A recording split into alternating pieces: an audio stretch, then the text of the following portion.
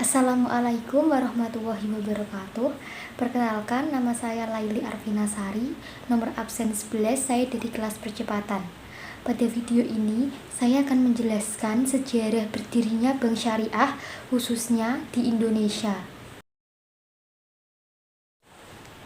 Bank syariah kerap disebut juga dengan bank Islam. Bank syariah adalah perbankan yang pelaksanaannya berdasarkan hukum Islam atau syariah. Penerapan bunga dilarang dan tidak terjadi dalam bank syariah, sebab hal tersebut dianggap tidak sesuai dengan syariat Islam. Bank syariah menggunakan sistem bagi hasil dan mendapatkan keuntungan dari sistem tersebut. Keuntungan inilah yang kemudian digunakan oleh pihak bank selaku pengelola untuk membiayai seluruh kegiatan operasional perbankan yang dijalankan.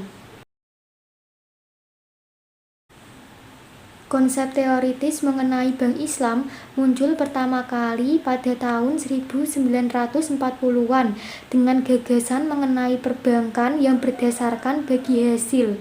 Usaha modern pertama untuk mendirikan bank tanpa bunga dimulai di Pakistan yang mengelola dana haji pada pertengahan tahun 1940-an.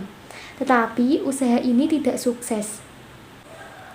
Perkembangan berikutnya, usaha pendirian bank syariah yang paling sukses dan inovatif di masa modern ini dilakukan di Mesir pada tahun 1963 dengan berdirinya Mint Gomer. Bank ini diterima dengan baik oleh kalangan petani dan masyarakat pedesaan.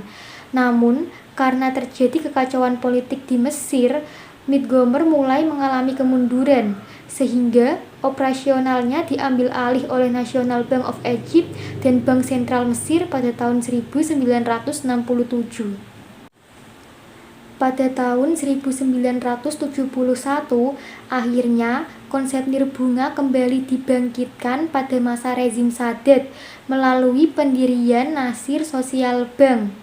Bank Islam pertama yang bersifat swasta adalah Dubai Islamic Bank yang didirikan pada tahun 1975 oleh sekelompok usahawan muslim dari berbagai negara. Secara internasional, perkembangan perbankan Islam pertama kali diprakarsai oleh Mesir. Pada perkembangan selanjutnya, di era 1970-an, usaha-usaha untuk mendirikan bank Islam mulai menyebar ke banyak negara. Beberapa negara seperti di Pakistan, Iran, dan Sudan bahkan mengubah seluruh sistem keuangan di negara itu menjadi sistem nirbunga, sehingga semua lembaga keuangan di negara tersebut beroperasi tanpa menggunakan bunga. Di negara Islam lainnya seperti Indonesia dan Malaysia, bank nirbunga beroperasi berdampingan dengan bank-bank konvensional. Inisiatif pendirian Bank Islam di Indonesia dimulai pada tahun 1980 melalui diskusi-diskusi bertemakan Bank Islam sebagai pilar ekonomi Islam. Sebagai uji coba, gagasan perbankan Islam dipraktekkan dengan skala yang relatif terbatas, di antaranya di Bandung, di Bait At-Tamwil Salman ITB, dan di Jakarta di Koperasi Ridho Gusti.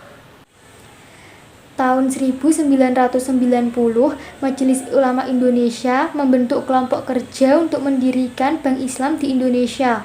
Pada tanggal 18 sampai 20 Agustus 1990, MUI menyelenggarakan lokakarya Bunga Bank dan Perbankan di Cisarua, Bogor, Jawa Barat. Hasil lokakarya tersebut kemudian dibahas lebih mendalam pada Musyawarah Nasional 4 MUI di Jakarta pada tanggal 22 sampai 25 Agustus 1990 yang menghasilkan amanat bagi pembentukan kelompok kerja pendirian Bank Islam di Indonesia.